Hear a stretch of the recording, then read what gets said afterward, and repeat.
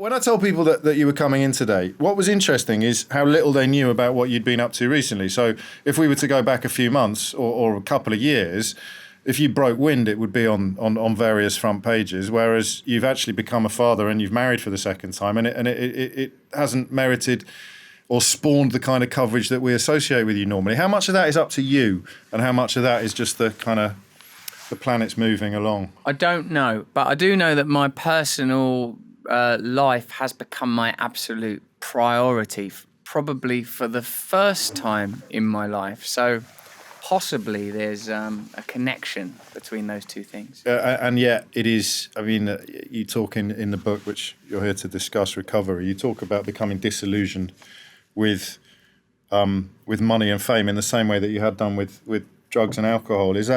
That's linked as well, presumably. So it's a bit chicken and egg. Does the family become the priority after the allure of fame and drugs has paled, or fame and money, actually, you say you became disillusioned with, or did the family contribute to the disillusionment with fame and money? I have a sense that, well, in my personal case, I can give you my opinion. I have a sense that we're all looking for something. For me, I wanted to feel connected and I wanted to feel grounded, and I was continually looking for what I now think as ciphers, as ways of fulfilling myself, of ways of feeling better, and like pretty obvious monikers such as drug addiction or promiscuity or fame. They all seem like quite identifiable external means of making myself better, James.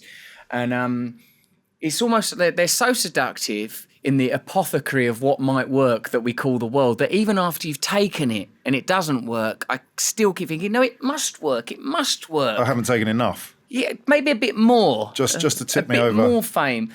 And there's a point where, like, bamboozled, battered and broken, I have to accept it's just not working, is it? This is just isn't working. And so then I become ready to accept new ideas. And new, I mean, realities, really. I mean, you write incredibly beautifully, actually, about the moment of birth of your baby. But I recognise also that you absolutely want to keep her out of the crucible that you've spent most of your adult life in. Yes, I do.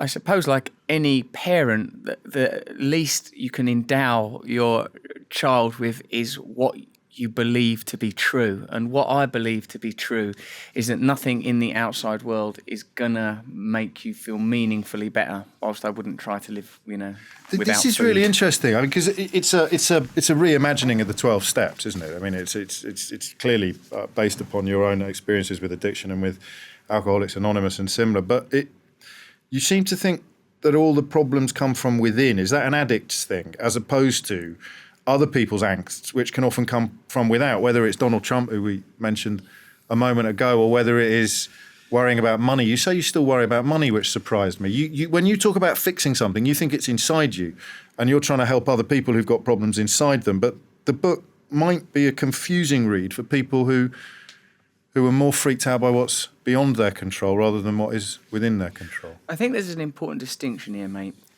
Whilst I think that the problems may well be external, I think that the solution to the problem is likely to be internal. And take Donald Trump as an example. I personally am limited in my ability to affect Donald Trump. So I have to look at what my attitude towards Donald Trump is. I have to accept that there's Donald Trump. I have to believe that it's possible to have something better than Donald Trump. I have to ask for help in order to deal with the problem of Donald Trump in my own mind. And were we so disposed, perhaps in reality, but that's not something I would undertake alone. And that's not dissimilar to that little prayer about having the serenity to accept the things you cannot change, the courage to change the things you can, and the wisdom to know the difference. Isn't it? That's what you just said, really. In a sense, actually, what I did, but thank you for your alertness, mate. What I did was, the first step is accepting there's a problem. The second step is believing it can improve. The third step is knowing that you are unlikely to meaningfully alter your situation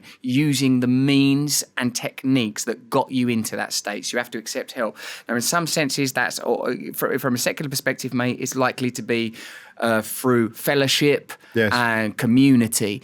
But there is a spiritual component to the 12 steps, and that's one of the reasons that I wanted to interpret them, is because I think spirituality and faith are complex ideas in this age and becoming increasingly complex.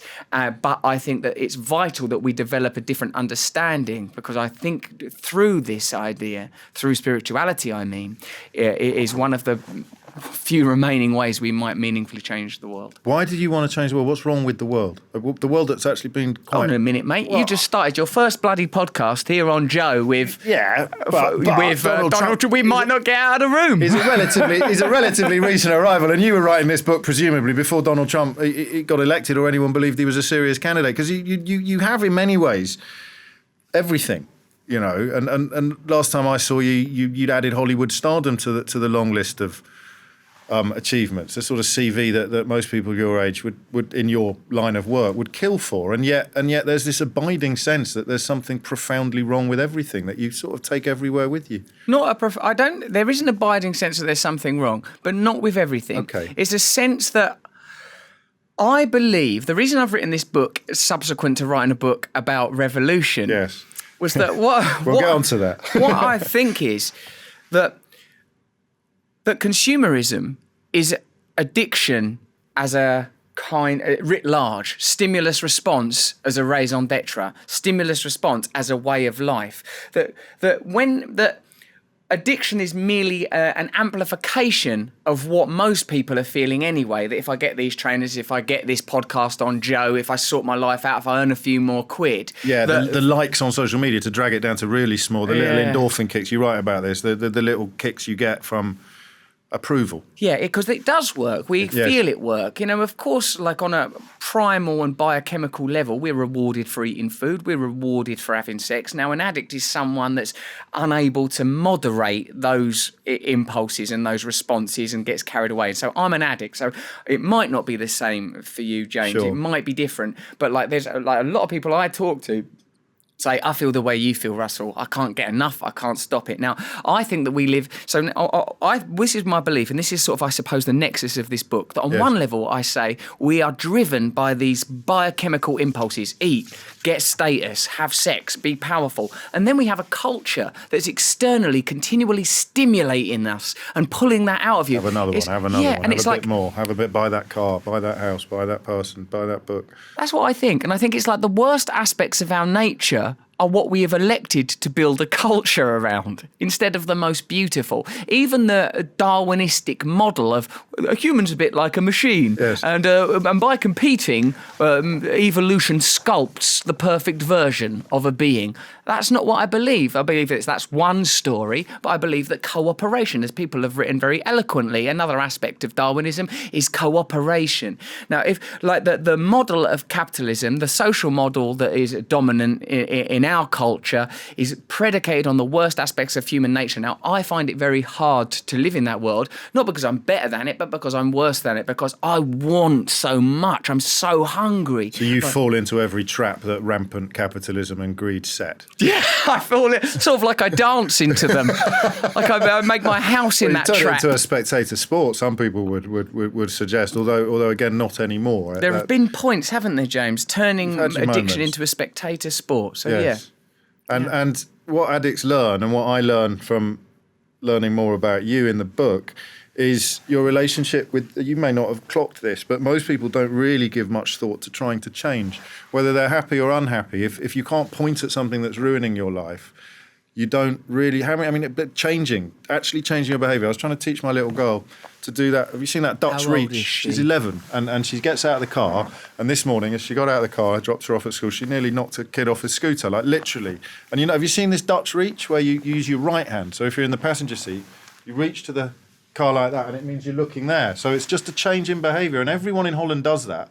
And no one in Holland gets killed as they cycle past the car because the passenger door has just been opened by someone who's not looking out. So I was thinking, and oddly, it chimed with some of the stuff I read, how many times do you have to do that before it becomes second nature? An addict is in recovery, or a recovered addict, is in many ways the poster boy or girl for actually and actively changing your behaviour. But it never becomes second nature, does it? To say no. So it's always a struggle. Well, James, it's the difference between behaviour and nature is probably a significant one. Yes. We can learn a different behaviour, but whether or not we can learn a different nature is contestable. Now, I would say that the step one is this is a problem, and you might be right. A lot of people probably, and I'm fascinated that you say that a lot of people don't tackle the idea of change. The reason I do that is because pain is a motivator, desire is a motivator. When I think of our culture, it's continually blasting you with fear and desire. You're not good enough. You don't look right. You should be better looking. If you buy this car, if you buy this phone, if you buy this trainer. So you're constantly stimulated into action. The reason that the reason I've been fortunate enough to discover this program is because my problems were initially chronic. Heroin addiction and crack addiction is the equivalent of swinging a car door open into a cyclist. Someone's going to get hurt. Yeah. So people have stepped in. I had to admit there was a problem. Then the second step, is it possible to change? Yeah, I suppose it's possible to not take heroin every day because I saw other people that didn't. And then 3, are you going to stop on your own? Through trial and error, I discovered that I was not able to, but if I accepted help, it was possible. Now, I think this can be replicated, and I think it's interesting, but also deeply saddening what you say, that most people don't think change is possible. They probably don't think about it. I mean, you think about this stuff on an almost addictive level, don't you? The idea that there are little keys you can find that will unlock almost the mysteries of existence. And I mean, people who have a tendency to do that aren't all addicts. This is perhaps something you and I have in common. Go on. The narrative of the quest, the idea that it is possible to be better, that your life, that there's...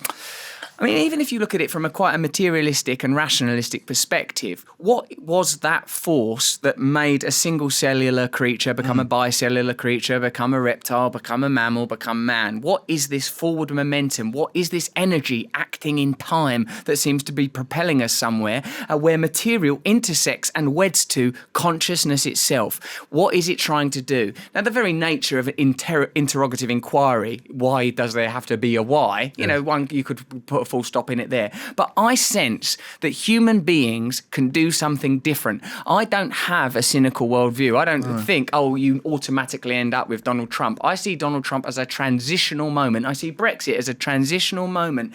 Like, please God, we are both fathers sat here today, and like, please God that the future generations can have a different worldview, that they will not be steeped in cynicism, skeptical and questioning they may be, but they too might think, no, a human being can be a beautiful thing. We can answer to different voices. We can inquire differently. And the more time I spend, and the reason I was late and I apologise, was because I was at a young person's thing called The Mix, and it's like a helpline thing for kids. They can talk anonymously, young people and stuff. And you get a sense that they have more tolerance, openness, awakeness and alertness to things that you and I have to sort of be taught. I had to be trained like, no, mate, just don't trouble people about gender and identity politics. Just accept it. Oh, all right, fine. Oh, yeah, I get it now. I get it intellectually. They seem to intuit it in the same way that they can operate iPads. Yes. I mean, I don't know. And they're utterly unfazed by the stuff that the Daily Mail are having kittens about when it comes to boys wearing dresses, or whether it comes to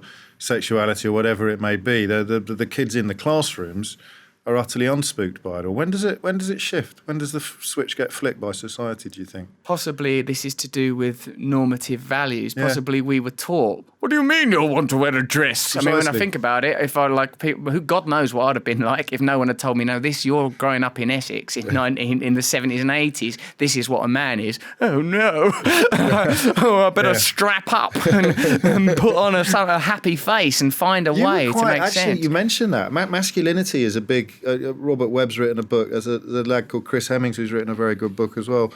And you were kind of ahead of the curve on that. You were quite androgynous before it was cool. Yes, I was, wasn't I? I mean, although we do have glam rock. I guess that's a form of sort of macho androgynousness. It's just interesting. How did you, growing up in Essex, in a kind of... in the environment you describe, and again, you know, we're familiar with some of the stories, like when your dad took you to Thailand and booked 2 prostitutes for himself and 1 for you. How did you, I mean, in many ways, it's not surprising you ended up in so much personal turmoil, but how did you end up resisting the macho stereotypes? Resisting, I mean, I know you shagged around a lot. I don't think that I felt it was available. The need to prove yourself to other men. I did feel the need, but I don't think I felt that I had the facility. You know, I didn't feel... Were you ever a fighter? No, I don't. Like, it's not something that comes easy to me. While I'm quite aggressive and an assertive person in many respects, I didn't ever feel really confident around that. And that's still something like that, in my sort of limited understanding of Jungian analysis, those things go into the shadow. It's there somewhere in me. And so now that I'm older, my priorities have changed. I'm very, very interested in Brazilian jiu-jitsu. I'm fascinated by that stuff. And I do sort of martial arts things the same as I'm interested in dance, to take ownership of that. Whereas in the past, I tried to glorify, like only a Smiths fan could, the idea of being a sort of a broken and warped hero. And like, I have this. And I think... It's quite 19th century, actually. Do you think? Is it, mate? that 19th century romantic kind of opium, sort of Byronic, or Thomas de Quincey, a bit of John Keats, that kind of thing. Yeah, I like all that romanticism very Byronic much. would be the obvious one. Yes. But apparently he was a good swimmer. The fatherhood thing then returns again, because I only want to talk about you as a father. I don't want to talk about your little girl, because I completely respect that she's not in the game and probably never will be. But you said something fascinating. You said, I've never... Other people when they become dads, they say, I never knew such love was in me. But you say that you always knew you had this love in you. I found that fascinating. Did you? Yeah. Well, I think possibly when I talk about this protean drive that possibly cellular matter may have been endowed with, the drive to go forward, I have always felt, and you ask, why, Russell, why are you not satisfied? Why are you trying to move forward? And I say, and I think that there's a corollary between that and this sense of love. Like, I knew that there is some yearning, that there is some essence, there is something not being revealed, and that I want to move towards it. I want to connect to it. So, for me, my appetites and drives around promiscuity, or shagging, as you said, and the consumption of drugs and the wanting to be famous and wanting to be adored, I'd like all of this. I felt it's a quest. It's pulling. I'm eating. I want to eat something. I want to devour, to connect.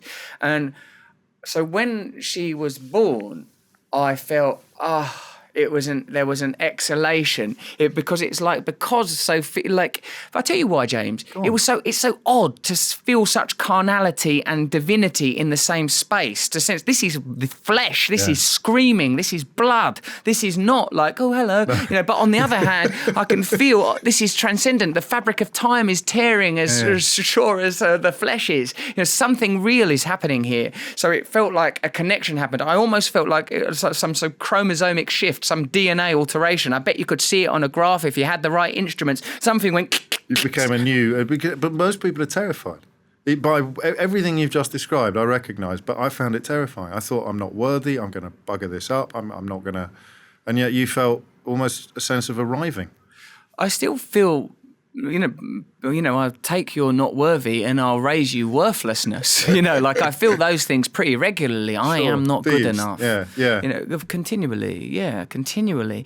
And I would argue, and this book argues, that that's because a vital component of being human has been neglected, so that we can be cast in new roles as passive consumers instead of active civilians in building... To nurture ourselves. Nurturing ourselves and nurturing our culture, and recognising that our individualism is temporary and what we are primarily is communal, that the barriers that exist between us only present on a sensory level, that beyond the senses there is a oneness. There is a oneness, and it can only be intuited because it's beyond material rationalism, and there are limits to where materialistic rationalism can take you. And when something as transcendent and as powerful as the birth of your child happens, it smashes you in the face with the reality that you were not presented with primarily. Do you want more?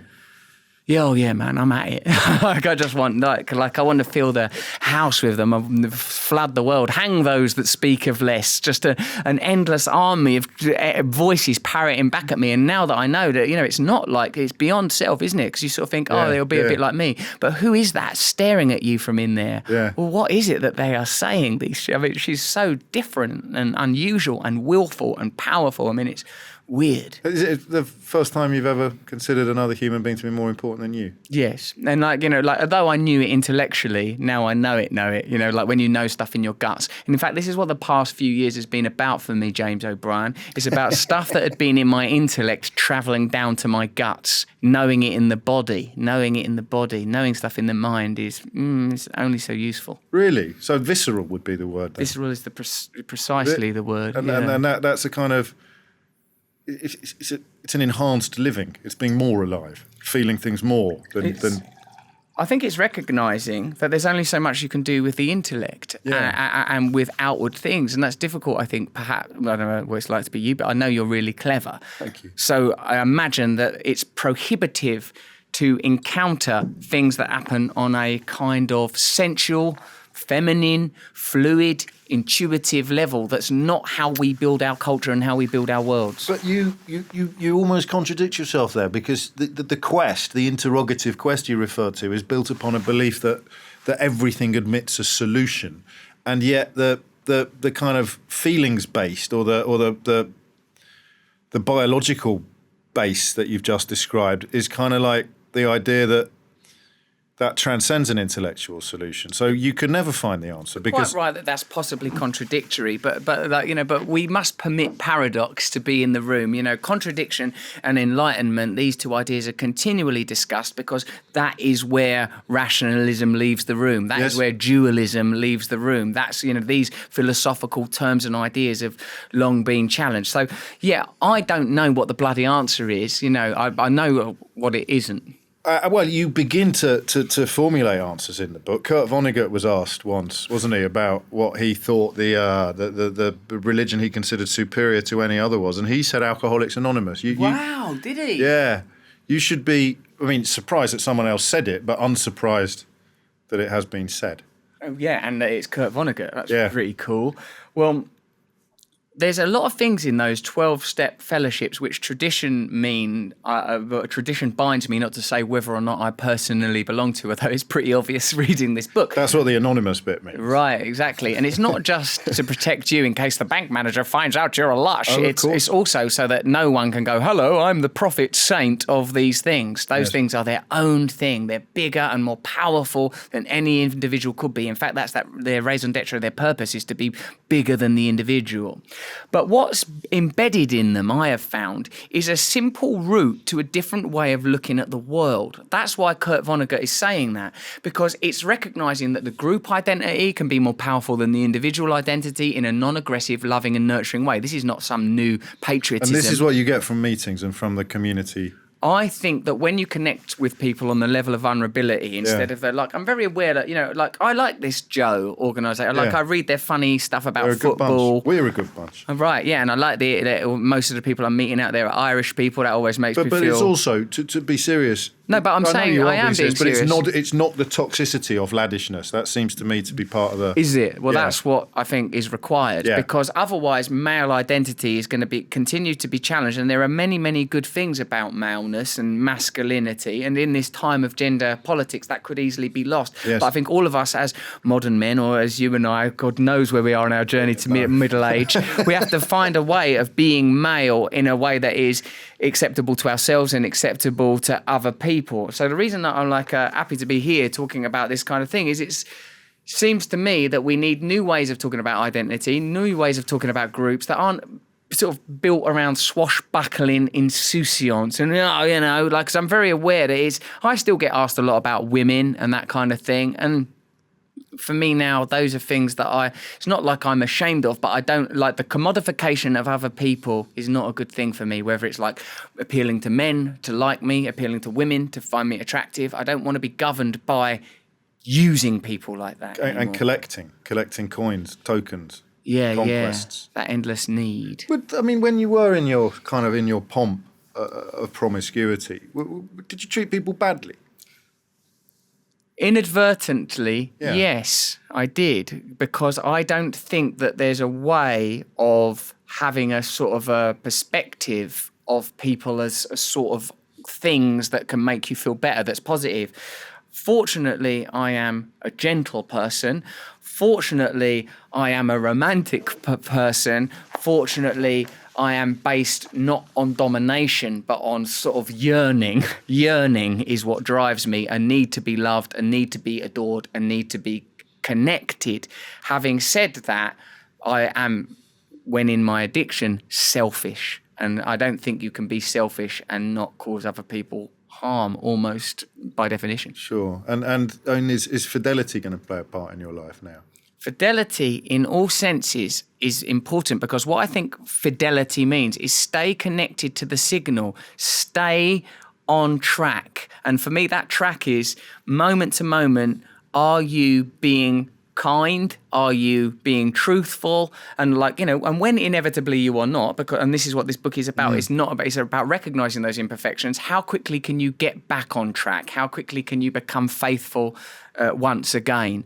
So yeah, absolutely. In terms of a committed marital relationship, but also as a father, also as a comedian, also as a person that wants to change the world and is looking and trying to understand how best to do that moment to moment. You hold other people in quite high regard in a theoretical sense. You do. I don't know you well enough to know whether you do it in a practical sense as well. You have an idealised vision of what everybody is capable of, which is, I suppose, slightly built upon the belief of what you could be capable of, given the kind of journey. Narcissistic compassion. That's a new one. I know, it's not bad though, is it? But do you know what I mean? I mean, do people let you down? Because you talk an awful lot about. I hear what's coming out of you. I don't see much coming into you. Do people let you down much in life? You've been lucky to be helped out of the doldrums by strong personalities, both in your professional and your personal life. But have you been let down much in life? I suppose I have. Yeah, I think so, James. I suppose I must have been. I suppose, in a way, much of this attempt to build a personality, to compose myself, is because, like familiarly, I may have felt, like, as I say, the older I get, the less bad my childhood is. Okay. The less I'm inclined to go. Because now, I think about it now, if I met a bloke from Dagenham and a woman from Ilford that were in their late 20s, I won't go, right, you two, you look after me and my psyche. But that's what... that's the way the cards were dealt. Yeah, that's the way it worked out. And now I recognise what a great man Ron Brand is and what a lovely woman Barbara Brand is. When did that happen? Like bloody too late, really. No, but roughly when? I mean, I reckon getting into recovery 5 years in, like obviously I love them and I'm around them, but I was very quite blaming and I should have been looked after better. Yeah. Why was I not stewarded to greatness more efficiently? Why weren't I in Grain Chill? Like those kind of things. I feel like, yeah, of course we're sort of let down, but by forgiveness is very, very important. No one, I think I've been bloody lucky because seeing one of the things is I'm fortunate in is I get to spend time with a lot of serious drug addicts, people with serious mental health problems. I hear stories that will make your jaw drop. You hear sort of stories from urban working class people and you think, oh, well, it can't get any worse than this. And then someone from bloody some Eastern Bloc country comes in and tells you what their deal was. And it's like, oh, and then someone come in and they were shooting and I see my brother killed. You're like, bloody hell. Yes. How much, so if you sort of base your identity on like, oh God, I had a tough life, then, get in line. So now and you can never win. You can't win the Four Yorkshireman War. We had it tough. It's tough to be a human being. We're going to die. So we better find a way of transcending that idea. And I think heroism itself, the idea of whether it's Christ on the cross or someone or someone throwing themselves in front of a bus for someone else, is in that moment, that person knows, they really know that the self is not the most important thing in the world, that there is something transcendent of it. C.S. Lewis, when he writes about Christianity, in the book Mere Christianity, says there is some internal governance. It's not that we're trying to appeal to an acculturated, well, that was nice of me to be brave. Something in you knows when you've been mean or selfish or when you've ripped someone off, and it tells you in your belly, you shouldn't have done that. That wasn't fair. And I've had that voice and that feeling many, many times, and now I want to listen to it. I want to be a good person. And in the past and in the present, I am driven by ego. When I do a thing like the Trues and it's Ed Miliband and there's lots of showing off and people are saying, which way will the election go and Russell Brand's going to have a role in it. Of course I'm all puffed up and grandiose about that, but also I do want to help. I do want to do something worthwhile. Now, what I'm trying to do now is move closer to the part of me that's about goodness and service. It's a perforated line, though, isn't it? Because you can do goodness and service while also feeding your lust for glory, as you describe it in the book. I mean, that in many ways is the ultimate... Yeah, that was the original title of Life of Brian, was Jesus Christ, Lust for Glory. Is that right? Yeah, Jesus Christ, Lust for Glory. It's better than Life of Brian, almost, isn't it? But that, where's the... Again, I'm interested in where you think the edge is. So at what point, let me get the quote right, at some point the delicate balance between good intentions and my lust for glory must have tipped. because I found myself in direct conflict with media barons and world leaders. The way that a fly might find itself in direct conflict with a rolled-up newspaper. So where does it flip? Because you couldn't do what you do unless you had what my mum calls the look at me gene, for good or for ill. That's what it is. Not all kids have it. You do, you know. My mum's excited. It's your mum. But if you don't, Mrs. O'Brien's not troubling me with it, James. No, all right. So that Russell Brand is young James. There's the look at me. Mum, I'm clever. Look at me. There's the look at me gene. Made Nigel Farage look silly, Mum. Haven't I, Mum? It's unbelievable. This to boot on the other foot. But you know what I mean. You've got the look at me gene, and presumably you're pleased that you've got it because it's a huge part of who you are and what you've done and what you've achieved, and it gives you the platform to formulate these, what do you call it, the grandiosity, I forget, but anyway, these very big ambitions and these very big ideas. But when you write that it must have tipped, that delicate balance between good intentions and lust for glory, where does it tip? What tips in me when I lose my connection. See, again, I can put this, I won't go, I'll stay till you want me to, mate, because I work my programme, I practice what I preach, I'll put you first and Joe first and my commitment and my honour before my own needs to you were looking at look the at clock, that baby. So people won't realise what was going on. Oh yeah, I glanced at the clock, which is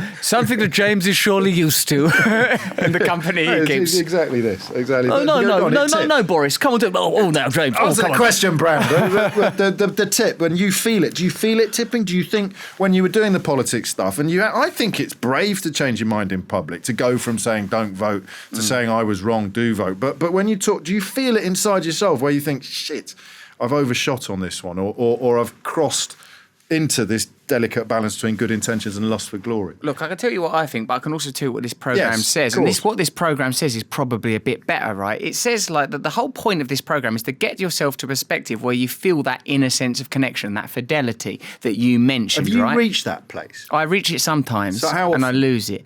I'm in it now. Now I feel like faithful. I made the decision, no, don't go early. Stay with James O'Brien. It's his first podcast on Joe. Do the right thing, right? So that's an example of me doing it. But in the past, I'm like, no, fuck it, man. I'm going. Yeah. Like, I've got my life. I've got my baby at home. I don't care. You know what I mean? Like now, so it can be for me. I can, like, in a way, it's instead of justifying what you want to do, because you can. I've justified doing some pretty terrible things in my life. Sure. You know, but now I don't. I try not to do that. I try to spot the fork in the road. You know. So what this program teaches you is recognise you've got a problem, come to believe it's better, ask for help, and then there's some process of inventorying and really getting an understanding. It's a book. You fill in pages. It's like clear. Anyone can do it, and people won't realise that until they pick should. it up. No, that it's actually a system. This is not like bloody cosmic ordering. Write a thing down under your pillow. Oh, hopefully the universe will look after you.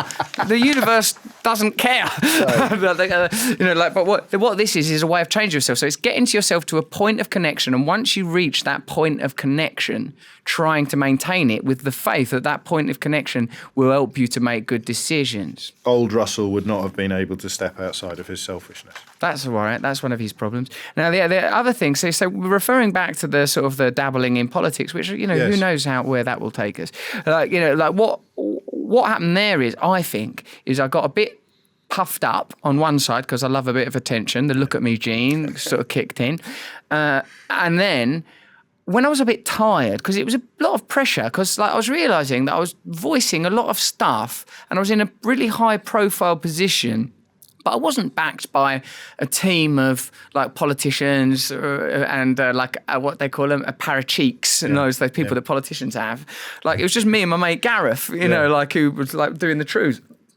So I was getting knackered, and I think that when you're the way I understand this program is, the most newly acquired abilities are the first to go when you're challenged. So when you get a bit hungry or a bit angry or a bit lonely or a bit tired, the things that start to erode are the most newly acquired things. So I think I flipped out of my altruism fuel tank and kicked back into the ego like a hybrid car at the traffic lights. I kicked back into, what is it I do when I feel confronted and challenged? I've always got my ego. Yeah. He'll be there for me. Like a suit of armour. Yeah, because isn't that what the ego does for all of us? It's the persona that we've built for ourselves to protect ourselves from the world, to protect ourselves from the feeling that we're not good enough. I've built this version of myself that's got me this job on the radio, that's got me this podcast now. Whatever it is that you're doing, it's working for you. So that thing kicked in for me. it was an interesting time because I think so. Like, and the other mistake I make as a solipsist and a narcissist is I sometimes mistake. Do you really think you're a narcissist? No, I don't, because I really care about other people and I really try and listen. I'll give you solipsist. Solipsist, I'll grant you. You're alone in a tunnel with your own mind. But narcissist, you do seem quite sweet. Well, I'll take that. Thanks, James. You know, like what was I on about? Because that was quite funny what you said, and when you feel the narcissism kicking in, the solipsism kicking in, it's where you go when you're tired, when things are mounting up around you, and you sort of want to go with what's familiar, and what's familiar is the big personality on the stage, the look at me. Yeah, I can rely on that. That's relatively robust. So, like, I suppose that there was a moment in that. But, this is what it was. I mistook taking the temperature of a nation for sort of being the furnace of a nation. Really? So you really were on a bit of a psychodrama when this I think it's very easily done. And also the way you were being written about and talked about was as if you were some sort of political messiah. Well, isn't it odd, though? Because this is what, the problem is with me. Lust for glory. Yeah. Like, imagine, like, if you have a messiah complex and then other people start telling you that you might be the messiah, then that's a very dangerous bit of alchemy. Which was the show before Revolution was the messiah complex. The last show was the messiah complex. Yeah, one back. I'm doing, like, Rebirth is the show that I'm doing now. Yes. My stand-up. But it's... Because these are complex ideas, I believe that within each of us is the potential for self-realisation. I think that's kind of what it says in the Bible. Comes from your Buddhist days as well, that, doesn't it? I think in a way they're all saying the same thing. The way to heaven is through I, not through me, through I, through self. You can reach enlightenment. If you can go past your belief that you are some sort of conglomeration of flesh and drives, if you can get behind that, if you can observe your thoughts and observe your feelings, there is heaven. There is paradise. That is the afterlife. Then you have transcended. You are no longer caught up in the business of your life. You are looking at your life. You are looking at your thoughts. You're recognizing that your thoughts are the first layer of the material world. You have transcended unto heaven. I'm following that. Yeah. But we're on, Joe, and it's a new podcast, and we're getting into deep theology. What about the bloke in Dagenham who likes you? Oh, hello, mate. And listens to this. You mentioned Dagenham and Ilford yourself, your kind of roots, as it were, and listens to this stuff. Yes. Prefers you when you're telling jokes. But he's thinking, he's mostly thinking, what a load of bollocks. Oh, no. But there's a little bit of him that's thinking, how do you? I mean, with the facility with language and the purple prose and the breakthrough writing, how do you touch him? How do you touch the bloke who, whether he's an autodidact as you mostly are or not, there's something there. It's through truth, isn't it, James? Don't you think? Isn't it through like because don't you now, being the age that we are, is like you meet people and you like start to see that their personality is just an inflection. I meet people that have been really well educated and been to great schools, and I meet people that can, sort of like self-educated. Yeah. I think, no, you understand it. Yeah. You're not an idiot. Look, what I'm saying. But that's not everybody, is it? You're talking about clever people. No, I think you can look. There is a certain facility for language and like intelligence. The definition of intelligence that I think is most useful for me is the ability to spot patterns. Someone that's intelligent will spot a pattern. Like, that's how you're talking. Oh, that's what you're saying. You've said that before. Ability to spot patterns. So, but again, when I'm connecting to people that are not educated or judgments about intelligence, I think that there are so many different types of intelligence. People like I wouldn't presume that from Dagenham, whether it's like dear departed Dudley or Terry Venables or whichever one's of Dagenham's sons, I think that how do you reach people? You say, look, are you happy? How do you feel in the world? Do you believe it's possible for the world to change? Well, I'm telling you, I think it is possible for the world to change. And the people that are telling you the world can't change are the people that don't want it to because it's working well for them. Like, this is how it changes. Get yourself as close to power as possible. You should be controlling your workplaces. You should be controlling your own emotional life. If there's something you don't like about yourself, it is possible to change it. You think you're eating too much? You can get help with that. You think you're looking at porn too much? You can get help with that. And that's it then. That's where we almost started, the belief that you can change. It's the first thing you have to believe. If you're going, do you know what Tom Waits said? I know you like the Kurt Vonnegut quote. You'll love this. All the big questions come up when you get sober. God. Yeah, they do, because now you've taken away the anaesthetic. That's what I experienced. First of all, once you take away, like, whatever it is you're using to hold your life together, whether it's drugs or sex or some unhealthy relationship, you take that thing away, and your man Tom Waits is right. What happens then is you're like, okay, who am I? What's going on? And that is the journey that you're on. What last question. When did you first sit back and think, I'm all right now? Well, look, it undulates, mate. No, I know. There's sometimes I think I'm not all right. I know, but when you thought I'm mostly winning now, it's a lot to do with being married to Laura. A lot of it, I feel like, thank God this woman, thank God this person. She's not interested in any of this flim flam. She won't listen to this. No. She won't listen. She's not like she don't care in some sort of negligent way. She don't care in that she just thinks I'm some sort of sweet, all right, funny bloke. All right, Russell. Yeah. It's just normal. And it's odd, these mundane things, to be a father, because I had to become the person that a father needs to be. So that means I can't be selfish. I can't be vain. I still have my moments. Of course, those tracks run deep. But so it's them, it's her, it's Laura and Mabel. Those simple things, James, they've brought me home in a way that I didn't think is possible. That's not to say that I'm not going to go out there and show off. I don't know what I might do next. But something inside has shifted forever. Yeah, I love it. Please God. Please God, indeed. And you're off on your hollybobs tomorrow. No, I'm back. I'm back. Okay. I've been on a honeymoon, and even that, I couldn't, me now, I am, even luxury bothers me. You should read David Foster Wallace reviewing a cruise ship. He says, the problem with luxury is it promises something that it can never deliver, satisfaction. So at least when you're not in luxury, you think, it'd be nice, perhaps if I had a massage and a lot of towels, I'd feel better. But if someone gives you a massage and a lot of towels and you're still unhappy, now what's the problem? And on my honeymoon, I ended up troubling people in the village. I was in a soup kitchen on day 3. I was organising the workers at the hotel into a sort of a semi-union by day 4. Meetings with management and the owner by the last week. I'm an absolute pest to go on a honeymoon with. Well, there you go. But you'll never know if you don't offer me a ring, James. I'll give you a handshake. Oh, that was lovely. It's always lovely to talk to you. I remember the first time. I do remember. Do you know what you did the very first time? I won't keep you much longer. I'm not in a rush anymore. Remember, I let go of it. I know, but still, that's other people. This is how I knew you were the real deal, because I used a word. I can't remember what it was. Badinage, maybe. And you didn't know what it meant, and you asked me what it meant. And then you used it that night on Front Row. Wow! And I thought, that's fucking class. I love that. Because I'm the same as you. I love words. I collect them. Yes, and it's sincere. That's the difference. Because you thought that it expresses something that I didn't know. So you taught me badinage. I still use it. I think I did. I'm going to take that to the bank. I am, definitely. That was brilliant. Thanks.